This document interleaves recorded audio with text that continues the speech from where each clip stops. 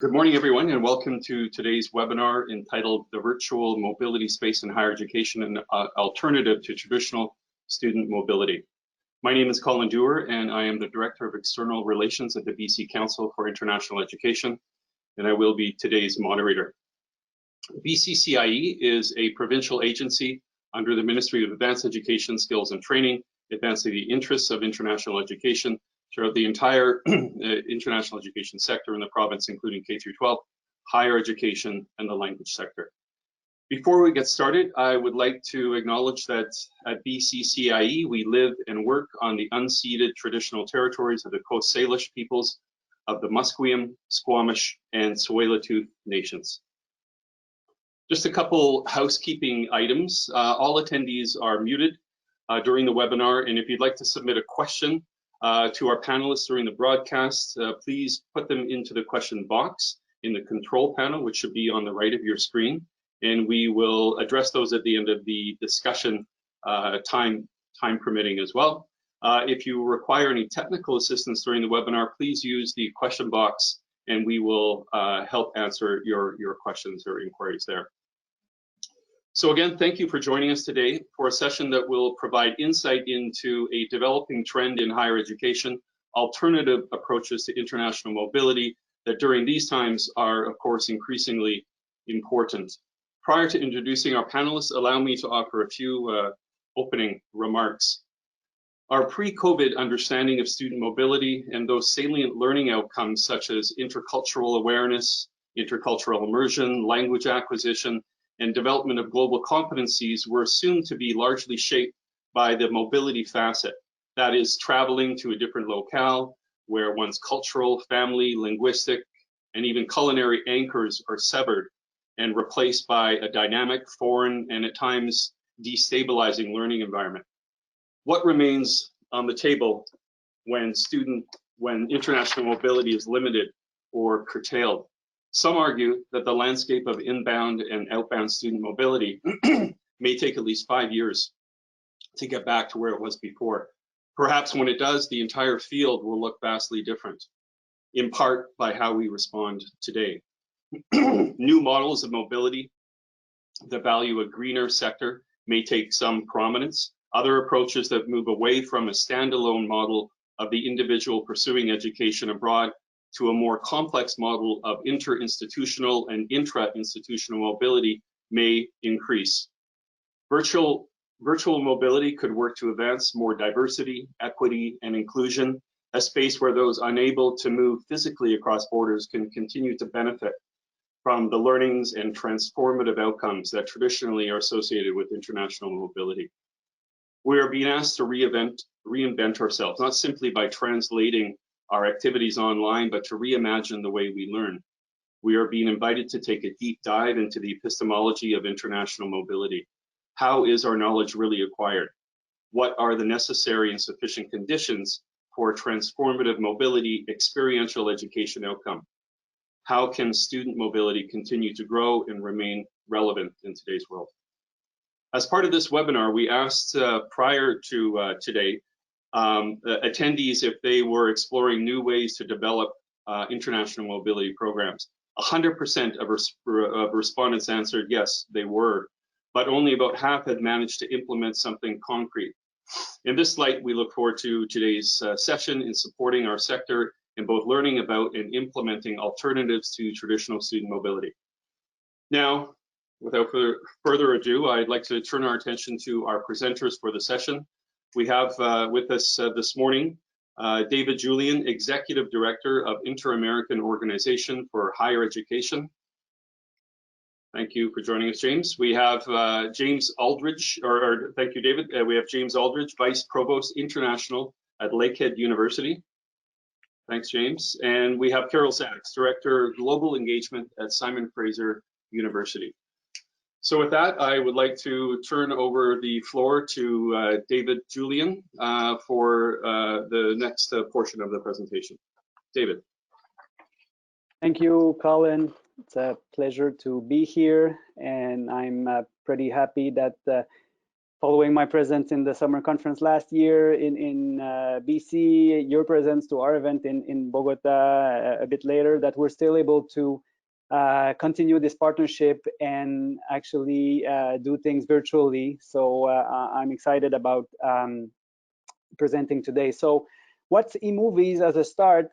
Those of you wonder about the name. We're not going to Hollywood. This came from the Spanish acronym that you can see, Espacio de Movilidad Virtual en Educación Superior. But if you flip it into English, it becomes a virtual mobility space in higher education. But we'll go with the Spanish acronym. We thought it looked nicer and easier to remember. So basically, eMOVIES is a pilot project we have started a couple of years ago, specifically in Colombia with some of our members there.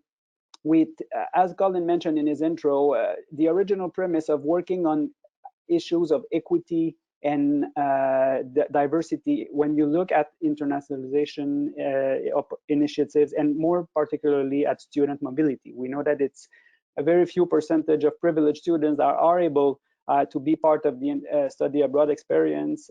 And in other cases, in Canada, for example, we know that there's a very limited percentage that are actually interested in studying abroad. So with the Colombians, they were also keen to move forward discussions with their Ministry of Education to see how they could formally recognize virtual mobility. So we started something with a pool of 10 Colombian institutions and a couple more in other countries to start sending students, not sending physically, but allowing them to take online courses in different institutions. So basically, when the COVID started, we kind of realized that we had at hand a validated methodology for a virtual mobility program. So becoming a good alternative facing the current context that we're all facing. So I'll try to explain a bit my presentation. During my presentation, what is eMOVIES, what's the purpose, and how it works. So if we look at what it is first, on my next slide, please. We quickly felt that there was a big potential for us to actually use our membership. We have IOHE has more than 350 member institutions across 28 countries, as you can see on the screen. And just after a couple of months, you can see that the eMOVIES initiative generated interest for a total of 70 institutions spread out in those countries. So that's just in a couple of months, and we believe that there's still potential to grow that. Now, if we look at how it works and what it is, basically eMOVIES is an opportunity for where each institution can freely make available a number of online courses to the rest of the members of the consortium. So based on what you offer, let's say that you will open 3 courses or 5 courses and two seats in each of those courses. Let's say 5 courses, 2 seats each, means that you are keen to receive a potential of 10 students to your own courses. We work in exchange where that allows you to send 10 of your students and for them to register in courses offered and provided by the rest of the institutions in their same country or in other countries. So basically, depending on what you're offering, we work with offer and demand. It then allow you to send your students or receive students and then keep some kind of an international mobility program as long as we're even if we are stuck at home for a while, and even in the long run, it will allow you to move with different students. So basically, if we look at what's the purpose of the program, of course, a very short run, this is an alternative to the current scenario where we know that there is no mobility just because of the COVID. But going beyond that, we do believe that midterm and long term, that will remain. Of course, it's important to say that it does not replace the loss of income that most of the institutions are facing due to the lack or significant reduction of traditional mobility, because we work on a mutual reciprocity principle, and I'll explain that later. But in the midterm and even long term, we believe that the virtual mobility will allow institutions to promote the study abroad experience to a different student profiles. We know that some of them are working part-time, some of them already have young children, for example, or have a lack of resources to entertain a full semester abroad, or might be shy to jump in the full international experience. So that will allow that, knowing that working on some kind of a teaser where you could take an online course, explore language, explore culture, and without such a big commitment. We also, as for an institution, it's an opportunity to develop new institutional partnerships. Those of you listening today might have, I don't know, 10, 20, 50 bilateral mobility MOU that you are working with some partners, but you might be keen to explore with other regions, other institutions. That allows you to quickly grow the number of institutions you can potentially work with in a lighter framework, and then build on it to reintroduce traditional mobility with these new partners when hopefully we'll face a better situation. So by having the virtual mobility, it helps you increasing both inbound and outbound mobility, and we know it's a big issue here in Canada, and keep some experiences and stats in terms of your mobility, which works with fulfilling your institutional objectives or maintaining a certain profile in the ranking system or whatever. And basically, we also believe that it opens, and you've seen it in other webinars, and tons of discussions are happening within our community, that there is a good opportunity to look at internationalization at home initiatives at this stage, and doing that virtually is also possible. So basically, we believe that apart from learning and core content, it also provides an opportunity to increase intercultural awareness, work on developing the global citizenship skills, provide second language opportunities with French, Portuguese, or Spanish, and just generally speaking, students can also expand their own personal network. And if we look at how it works, what we've been doing so far is working with specific calls on some dates, and I'll show that later, but we are now at a stage where we have a significant number of courses available, so we will work on an ongoing basis. What we provide, I said we have 70 institutions. We want to avoid having 69 institutions having to sign 69 individual bilateral MOUs with all the partners. That would be a nightmare, and you guys know how complicated it is to sign one. So basically, IOHE is providing the program protocol, where there's one common MOU with the same terms of reference, setting out the different requirements or conditions, and what are the commitments each institutions and students have to take when they part of the program. And it basically works on mutual reciprocity principles. So basically, if your student is registered and normally will take 5 courses in his or her semester, you can say one of these courses will be virtual and will be taken within the eMOVIES framework. So they don't necessarily, if they take a course in one of our Colombian partners or Argentinian partners, there's no direct transaction with that partner. It remains the same conditions at home. And it is important, however, that students receive full credits for courses that are completed. It says that it means that at the end of the run, if you're in let's say in some countries where you have a private school or public system, fees might be different from different students because they belong to their own system. But the idea, if I go back to my example of receiving 10 students, is that you don't have to deal with those registration. You get them in for free in exchange for sending yours for free as well in other institutions. So basically, at the end, what we provide is a fully fledged kind of international virtual exchange program. So there's a couple of, if you want to know more, of course, that's just a quick snapshot, but that's the link of our website, where you'll find an eMOVIE section with all the description. And that's also where you will find the program protocol and all the documentation, as we can see on the next slide, where you will find the description of the requirements and conditions, as I said, as well as what are the necessary paperwork that has to be done. So I don't want to get into details into this, but if we look at next steps or previous steps, basically, so COVID, we were sent at home March 15, more or less. Took us maybe a month to kind of realize that this was going to last, and within 1 month we made that call for proposal. So we said, okay, we talked with our original partners, we say, let's extend that not only with these pilot institutions in Colombia, but to our entire membership. So in 1 month we had 5 countries coming in: Argentina, Chile, Colombia, and Mexico and Peru. It was 30 institutions in the first round with 1,000 courses and 7,000 seats. In that second round, a month and a half later, we were up to 9 countries: Bolivia, Brazil, Ecuador, and Venezuela coming in. We got close to 50 institutions and almost 2,500 courses. And if we look at the third round that just concluded in August, we moved up to 12 countries. Very happy to welcome Canada on board with Lakehead that we'll discuss later on.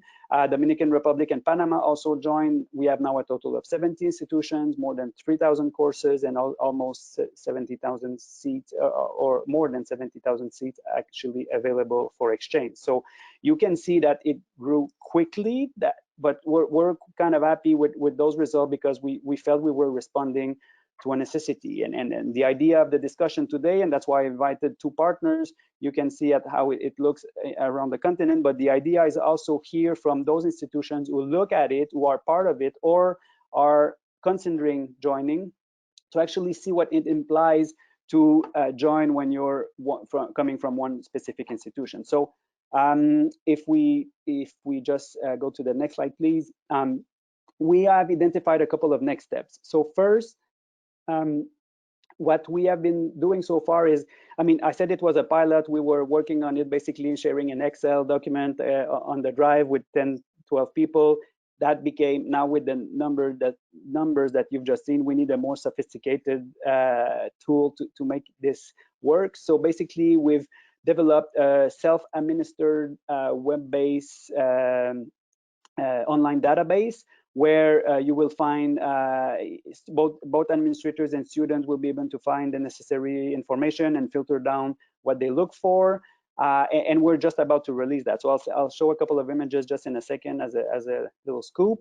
We're also looking, we're in first discussions with Global Affairs and Edu-Canada in order to look at what are the next steps. We want to include, for example, an intercultural module that would be available to all students being part of the experience. We know that, of course, virtual mobility will never replace the full experience of studying or living abroad and the cultural experience that you live, but we believe that some things are happening in virtual learning environments, and that we can help students reflect on that with facilitating some kind of some activities in that line.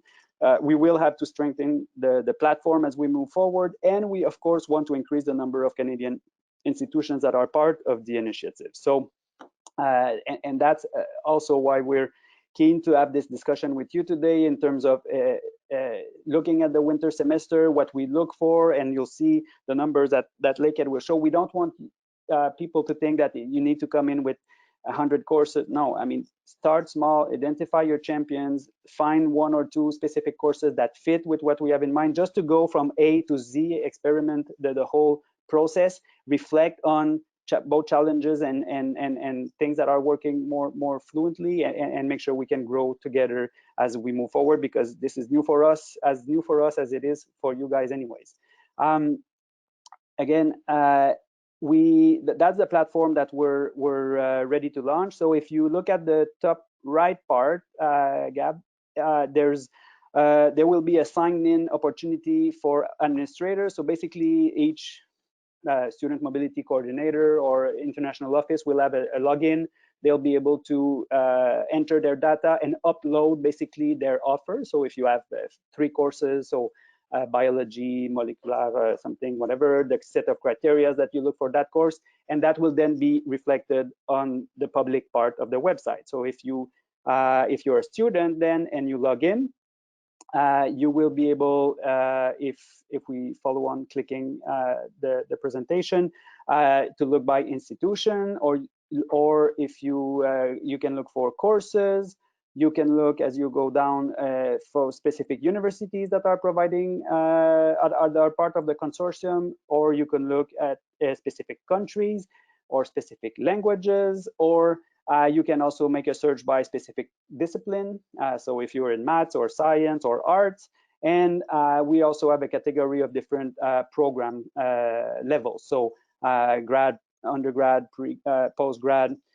We have some technical and college, community college part of the experience as well. So basically, and eventually there's just a general search engine. So if you look for something very specific, you can type it down, and then the search engine will actually filter down. So we move from 17,000 courses to the potential, I don't know, 15 or 20 courses that one specific student could be interested in. So that will be released shortly. Do we have challenges? Of course, we have tons of challenges. First one, of course, is registration, and that's and I hope my colleagues will reflect on that. Of course, it is a challenge to how can you make it happen for a student from abroad to register to your online courses without having a full student number and being formally part of your system. So there are ways to work around that, but it is an issue that needs to be solved, and you need an admin kind of process to make it happen. We do have other challenges in terms of the selection criteria for courses. Of course, most of the courses there are in Spanish as we speak. A couple are in English. Some Latin American institutions are providing courses in English. We do believe that there is an opportunity for language courses as well, but it's still prerequisite qualification.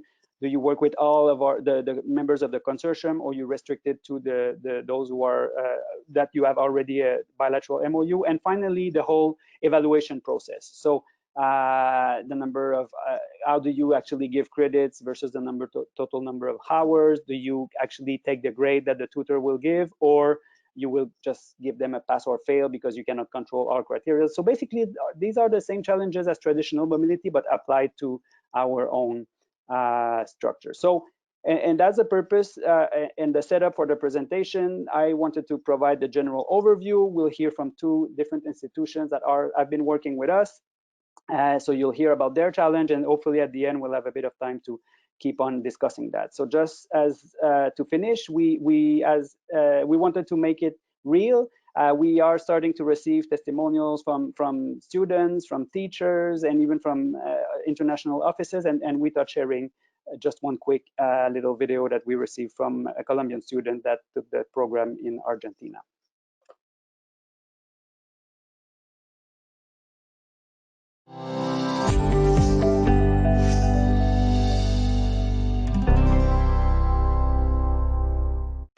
Hola, mi nombre es Valentina Neirenao, estoy en la Universidad Santo Tomás, hago parte del CAU de Villavicencio con el programa Licenciatura Lengua Extranjera Inglés. Yo les vengo a contar un poco la experiencia que tuve haciendo parte de la movilidad a distancia en la Universidad de Morón en Argentina con el curso de semiótica. Fue una experiencia bonita, fue una experiencia nueva. Fue un espacio en el que siempre estábamos en interacción constante con nuestra docente y nuestros compañeros.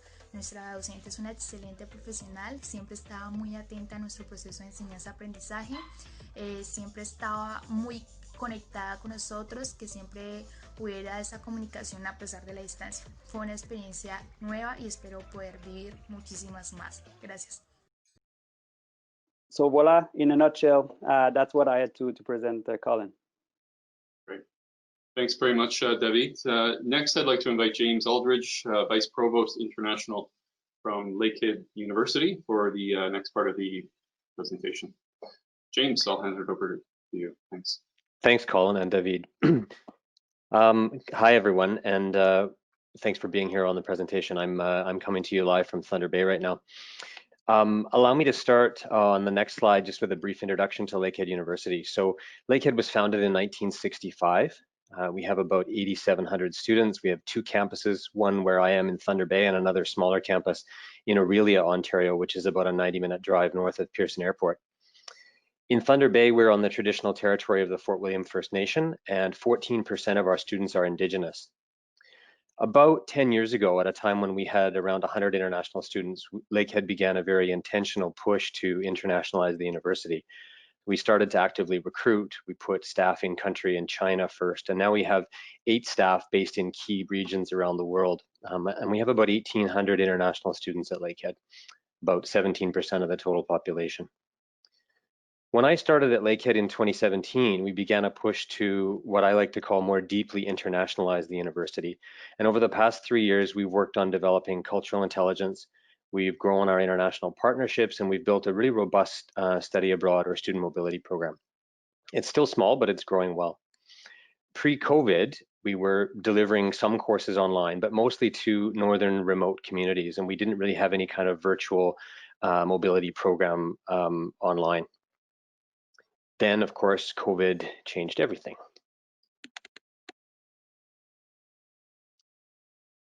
I want to introduce you quickly to our mission and vision because it relates to what we do and what we believe in.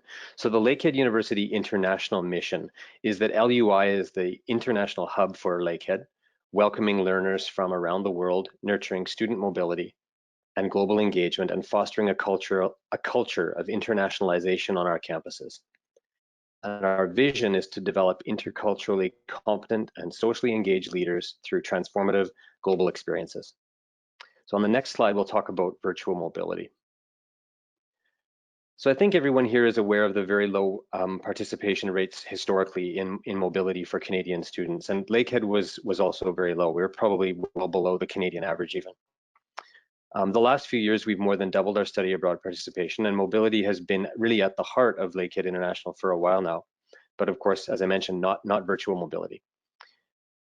When COVID put our actual mobility, our real world mobility on pause, virtual mobility was a way for us that we could continue to incorporate our cultural intelligence and global competency building into our learning offerings. We were at the time having conversations earlier this year with European partners about mobility online. We're talking with Japanese partners about virtual mobility as well. But then David introduced us to eMOVIES, and we were excited about the opportunity to maintain and possibly to even grow interest in mobility.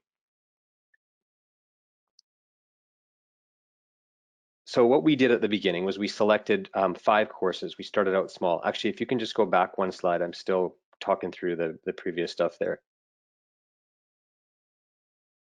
Just back one slide, please. We started out with 5 Lakehead courses, and we offered just 2 seats per course. So we started out small. So we had 10 available seat offerings, I'll call them. And we offered courses in business, in Indigenous studies, in history, and in environmental sustainability. And we chose those areas because those are areas where we have strength. And we also had some people who were willing to offer those courses. Lakehead received 4 applications from IOHE partner institution students for those 10 spots. 3 apps happened to be for the same business course, one of which ultimately didn't meet the requirements and withdrew. And one of the applications was for the environmental sustainability course. In the end, we have 3 course registrations that were taken up, and we currently have this fall students working on 3 courses with us online through virtual mobility. Next slide, please. So I want to talk a bit about the internal challenges. In a minute, I'm going to give a little bit of advice and some tips, but I'll start here and just talk through some of the challenges that we had. So, of course, it's a challenge to introduce the course in a way that they will understand the offering and take the opportunity. And by they, I mean students in particular. You know, we have a study abroad book, we have a study abroad website, and we have had access to classrooms in the past where advisors would go in and talk to students every spring or fall about opportunities in mobility. And of course, this disappeared. So the question for us was, how do we get people to pivot quickly? Both students and faculty in terms of supporting mobility opportunities. So we reached out to various faculty members. We tried to get interest in some of the mobility opportunities that eMOVIES had created for us. But ultimately, unfortunately, we actually failed to get students to participate in the outbound portion for fall. I'm disappointed in that, and I you know, that's on me. I tell my team that they worked hard, and I failed to provide them with an atmosphere where that would work. And I'll talk again in the next slide about sort of why that happened. But part of it was that we didn't have enough time to promote. We certainly got this sort of thrown at us very quickly and had to create this and get going on it very quickly.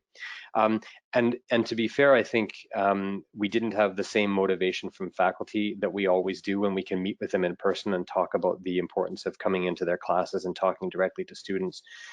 We had some very keen faculty, but some who, given what was going on and the ask of all the faculty members over the summer to put all of their coursework online, probably just didn't, in fairness to them, have the bandwidth to support the online mobility stuff at the same time that they were busy, you know, recreating their whole teaching world.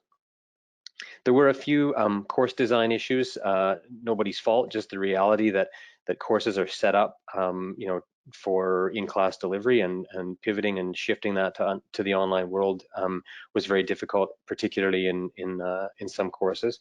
And then of course budget constraints. So although you might think that that moving something online would be cheap or free, it's there's the reality that it takes resources, human resources especially, at a time when we had budget cuts, and we were trying to be very careful with our spending. Next slide. So I'm going to talk a little bit about the adjustments that we made, and maybe give a bit of advice. I'm certainly no expert yet at this, but hopefully I can help you a little bit. I would say that the biggest thing for us was, what I learned at least from this, is to be strategic and to really know your champions and not just go via program chairs. So I think it was our first instinct to say, okay, well, if we want to do mobility and we want to have people that are willing to offer courses for the platform, and we're wanting people to introduce the idea of virtual mobility to their students, then we just go to program chairs and give them the information, and it'll be good. What we found was, and I think the advice here is to know who your champions are in this, and it's not necessarily program chairs. They're very busy people, and I think going to the few people who are either internationalizing their programs already or who have done these things with you in the past is a good place to start. The next point there is getting buy-in from the top. And while I was bought in, I had to make sure that we got buy-in from our president and provost who understood this well and who very much support our internationalization activities, but then to get a message out from them and to say, look, this eMOVIES and virtual mobility is going to be the new reality for the next year or two, and encourage people to take part in it, and sort of push that down, possibly through deans, depending on how your institutional structure is set up. The next thing I would do is develop a working group, and we had sort of an informal group here, but people probably from international relations, possibly from your mobility team, of course, maybe admissions, teaching and learning, and definitely the faculties and your champion staff. Those folks coming together in a bit of a working group to figure out, sort of set the stage for what the virtual mobility needs to be, and the structures and processes that need to be in place in order to make it roll out. I would pull together a working group that includes people like that.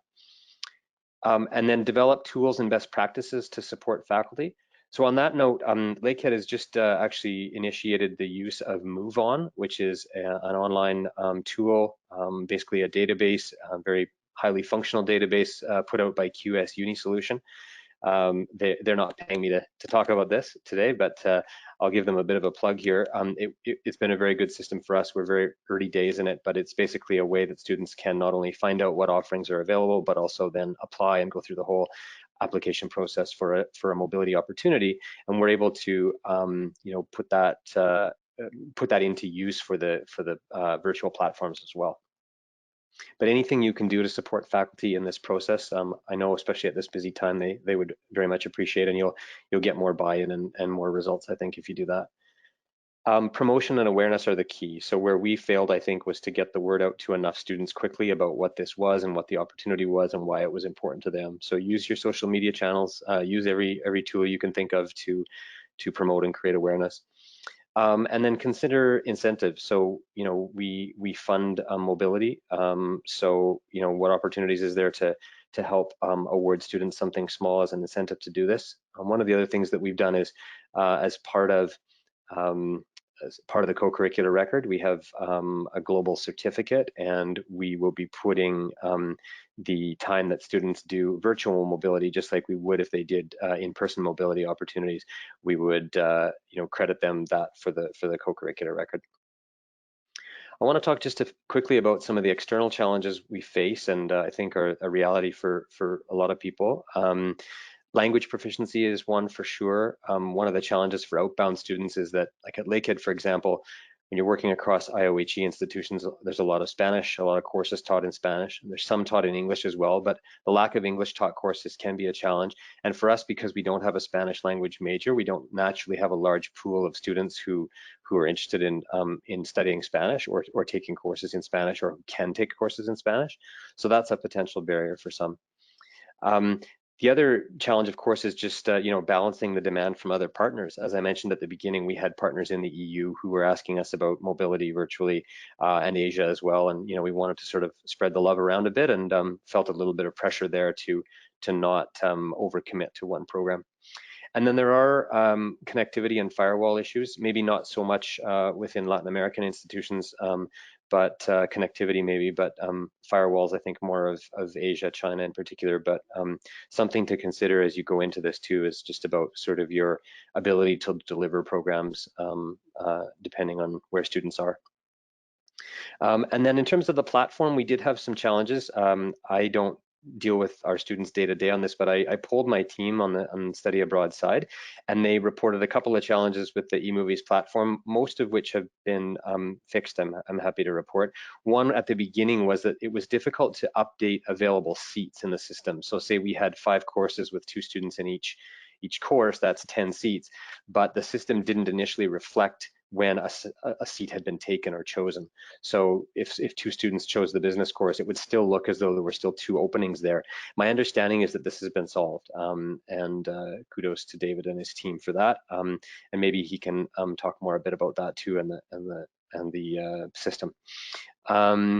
Initially, also, we didn't have a way to post the admission requirements for the course, and that's also been fixed now. But those are the only real sort of platform issues that we've experienced. Bigger, I would say, for sure, has been the issue just around getting people to understand the offering at Lakehead and to promote the offering and get uptake.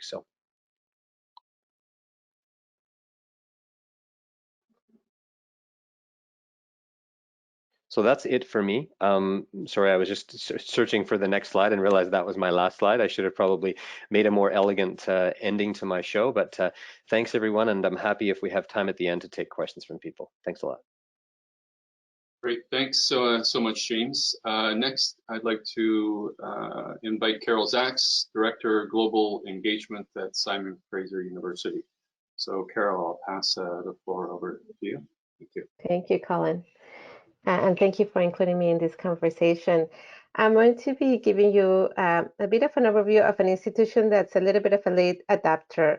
We've been looking at options, but we are taking a little bit of a slow and cautious approach. And I want to walk you through some of the thinking that we've done. But before I do that, let me quickly introduce you to SFU. We're a youngish university, I should say maybe middle-aged university. We're in our we're just turned 50 a few years ago. We're in 3 campuses in the Lower Mainland, Vancouver, downtown Vancouver, Burnaby, and Surrey, with 30,000 students. And a good amount, 21% of our student population is international students. Like many universities, we offer a broad range of global learning opportunities, including student exchanges, study abroad, international co-op, and research abroad. And before the pandemic, we had almost no courses delivered online. We did have a few, but we didn't have any formal international global learning programs that were delivered online. They were all in-person delivery. And then COVID happened and everything changed. All of our courses pivoted to online delivery. All of our international learning programs canceled. We began working remotely, and all our travel was suspended, student and faculty and staff travel. So that gave us some pause to begin to think about what do we do next? How do we begin to think about ways in which we can create opportunities for our students who are no longer able to travel, so they have the type of transformative learning experiences that we know are important to developing global competencies, intercultural competencies as well. So we started to look at virtual global learning. And I should say that when we're talking about virtual global learning, we chose to think about it in a broad sense of the word, in that we wanted to be inclusive of different types of models of delivery, including virtual exchange like eMOVIES, but also to think about other types of programs that might be suitable to our students. And the other consideration for us is, well, COVID got us thinking about it, or maybe didn't get us thinking about it, but pushed us to begin to act.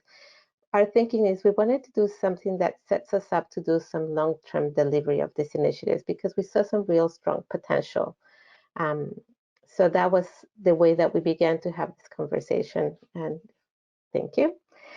So why do we want to do virtual global learning? And there's a number of benefits here, and David touched on many of these already. One of them is that it creates opportunities for global learning that are more accessible to students who wouldn't otherwise be able to access these opportunities. And here we're thinking not just about our SFU students that are going now, but also thinking about our inbound students who may not otherwise be able to come to SFU for a short-term learning experience. It also has great potential to be delivered across all faculties and discipline areas, and also to facilitate interdisciplinarity and intercultural connections. And in fact, many of the COIL type of programs very much take advantage of the opportunity for interdisciplinary interactions, combining and complementing teaching from various disciplines. Like David said, we also see great potential here for partnership development, so creating new partnership linkages, but also ways to deepen our relationship with our existing partners. And also we know that they can serve as great ways in which to develop those important global and intercultural competencies, and also in this case online collaboration competencies that we know are things that our employers are looking for from our graduates. And finally, one benefit as well is to think about this as part of our full complement of learning abroad opportunities, and thinking about how they might create opportunities to create introductions to the learning abroad experience, to create opportunities that support internationalization at home. But we knew that right now it wasn't the right time to jump in, that we needed to do some careful thinking about how do we do this and how do we do this right. There's a few challenges we were facing. One is the courses that we're delivering online right now were not set up for virtual global learning. And our faculty were overwhelmed trying to switch from their in-person delivery to online delivery.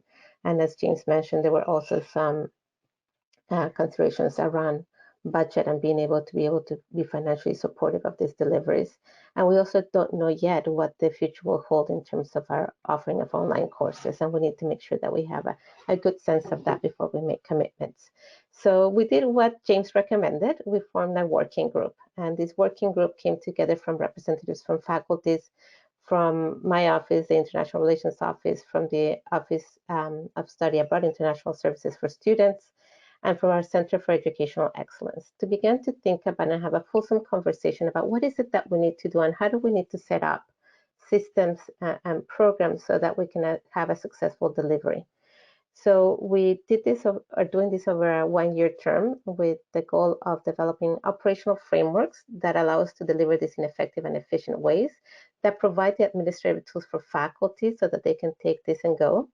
And that resolves many of the challenging questions around operations and delivery that we don't want to have faculty have to sort out and navigate on their own. But also really importantly, and this touches on what Colin was saying, is to think about a pedagogical toolbox that supports this and underpins this work. So we can consider the types of conditions that are necessary for the types of transformative learning that we know can happen through these virtual global learning experiences. Gabriel, if I can ask you to go to the next slide. And we did this under a series of principles. Like I said before, we wanted to make sure that this was pedagogically sound and considerate of learning outcomes, that we were in alignment with our university's commitment to equity, diversity, and inclusion, that we did this in ways that were sustainable, but also that were sustainable in the sense that it considers our environmental footprint, that would be innovative in our approach. So while we're looking at a full set of existing models, there's opportunities to think about things differently, and that we did this in ways that were operationally sound. If you can go to the next slide. Great. So we just finished phase 1 and we're entering phase 2. So what I wanted to do is walk you through primarily some of the key considerations that we try to resolve, and we're dividing them into operational, and then I'll later talk to you what we're doing in phase 2, which is our pedagogical considerations. So as a starting point, we did a full inventory of the types of opportunities that are out there, and we began to do an analysis to think what are the different things that we need to think about as we want to deliver this. And part of this exercise also is to be able to analyze the complexities of each of these models, to think about what are the ones we can really jump on first and begin to trial and test. And in fact, we're doing a little bit of that with virtual exchange and a joint project. And what are the ones that require some longer term thinking and that may take us longer to get to. And we also created some roadmaps, essentially. So these operational frameworks that would be able to give to faculty so that they have a bit of a how-to guide to deliver these types of programs. So the key considerations, and some of them James already covered, so I won't go through all of them in detail, but looked at, is there interest from students and what are they interested in? What demand do we need to fill here?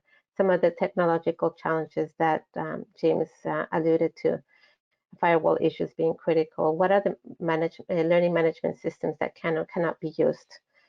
Language proficiency, and I should clarify, as we think about considerations, although we're, to some degree there's challenges, there's also a lot of opportunity, and language proficiency is one of them. We needed to resolve the ways that we ensure that students were set up for success so that they enter a course and they have the language capacity to succeed, but there's also a lot of opportunity in thinking about a multilingual classroom. We heard from faculty, and one of the things that was critical for them is to ensure that whatever course they take, that commitment does count towards their teaching load. And we also consider different academic cultures and teaching practices as they begin to work in collaboration with their counterparts. We need to think about the types of contrasts that we need to formalize these relationships. And when we're talking about co-creation of content, there's also IP considerations.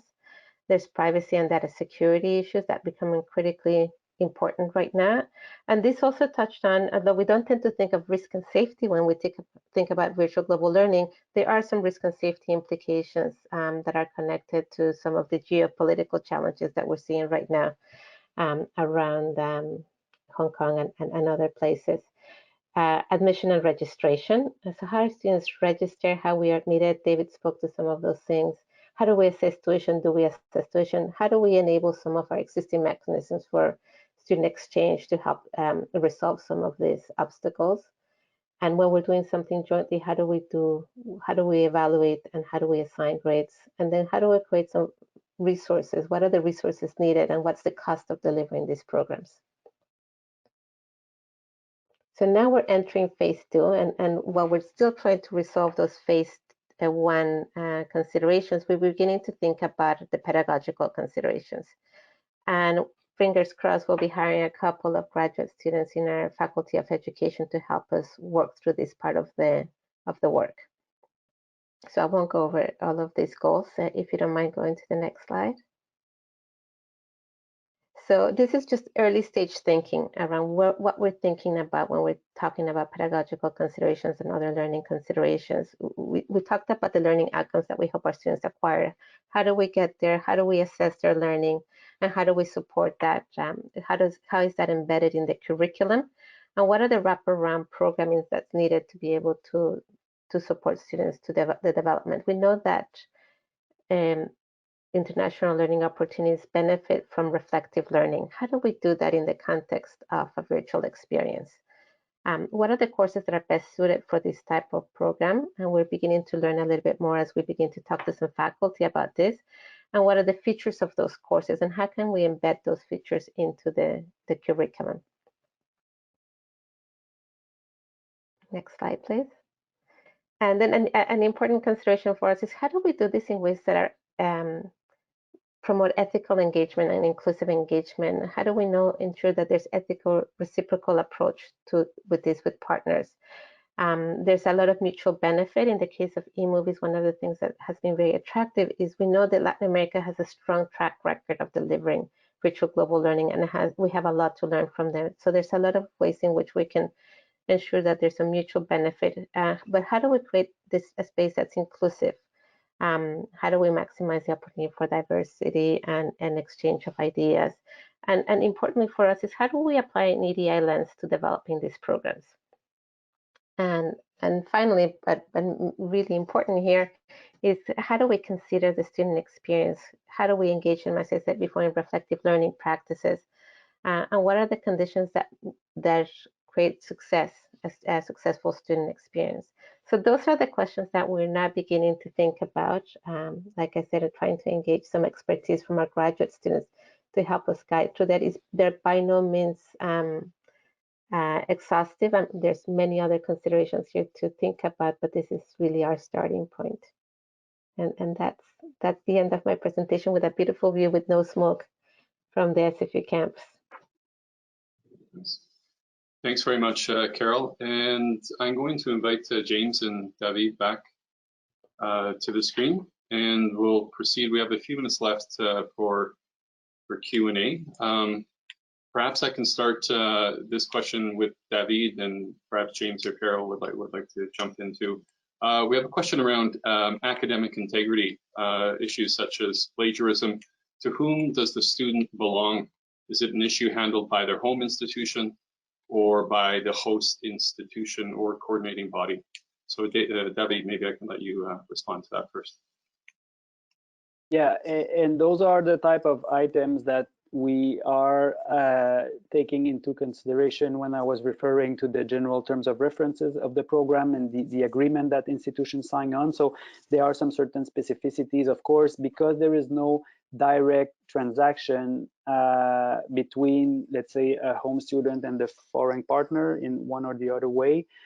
They still belong to their home institution. However, should a teacher feel that there is different practices, plagiarism, or others that do not fulfill the requirements of the course, I mean, the liberty, you gotta need to trust faculty there to actually make the right decisions.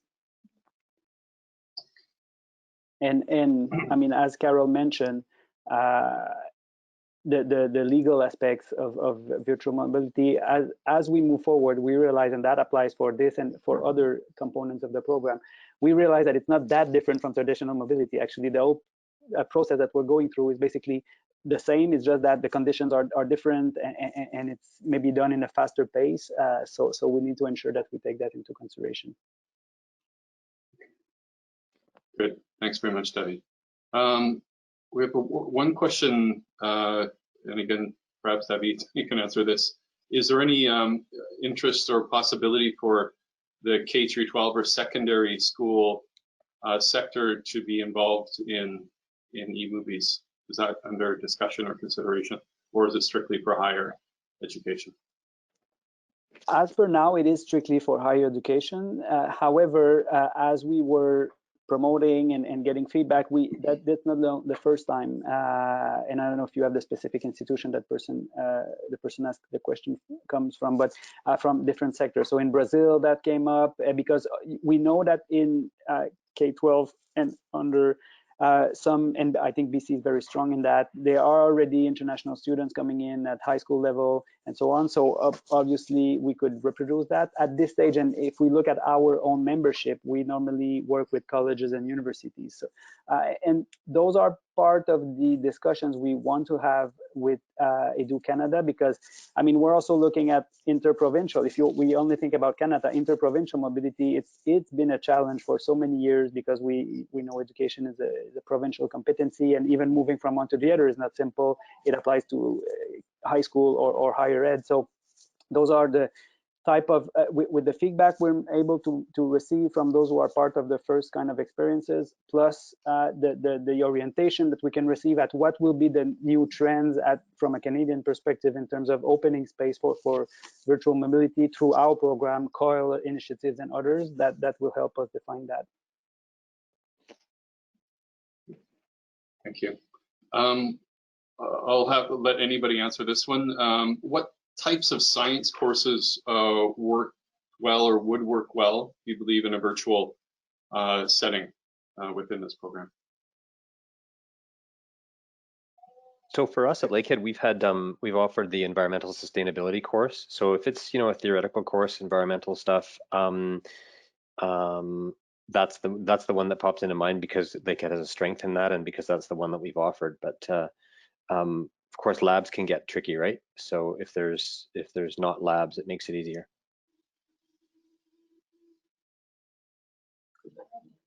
Thank you. James, I'm going to continue with you here. A question for you. What was the timeline of Lakehead's prep and launch for the eMOVIES courses? Did Lakehead have any students interested in taking external eMOVIE courses? And how does Lakehead manage the imbalance of course registration?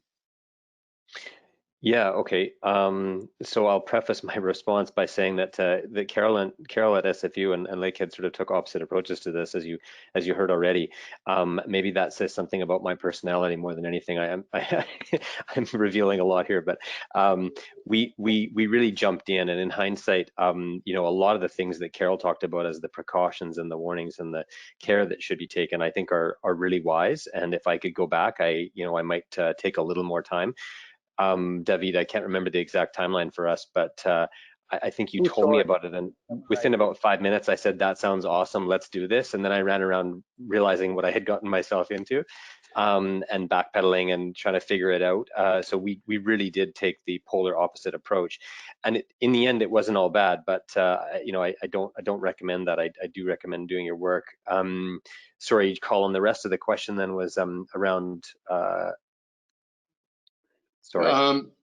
Yeah, so the kind of second part, did Lakehead have any students interested in taking external eMOVIE courses?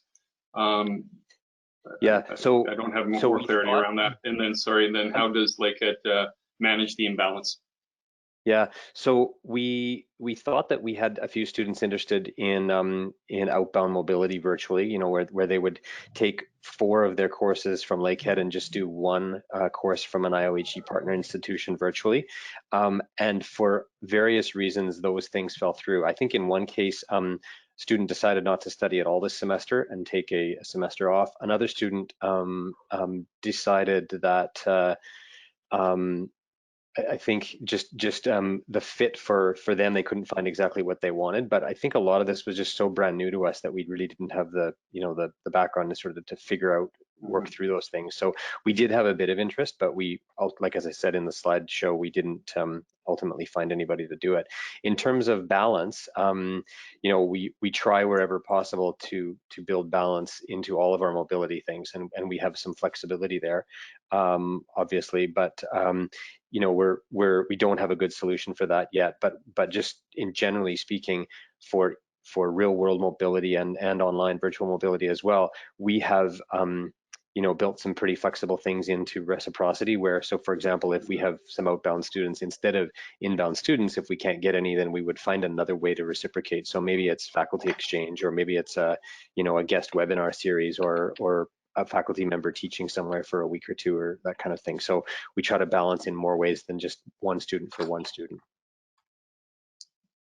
Good, very good. I see now we're at the end of our time. We have some great questions that have gone unanswered, some related to cost, some related to components for intercultural training or sensitivity, given the intercultural international element to eMOVIES. So with these additional questions that we can't get to, I will share them with all the panelists, and we will do our best to respond to those questions. And so we were able to capture that and the contact information. So if it's okay with the panelists, I will share those with you and try to respond to those within the next few days or so. So I'm going to leave it there. I believe there is a link in the chat box or the question box to offer an evaluation of today's webinar. So I think it's there, and if for some reason it doesn't show up, then we will send that to you, and we really appreciate your feedback so we can continue to improve on these offerings from BCCIE and with our partners as well. So I'd like to also just acknowledge the folks on the back end of this in terms of getting it up and running.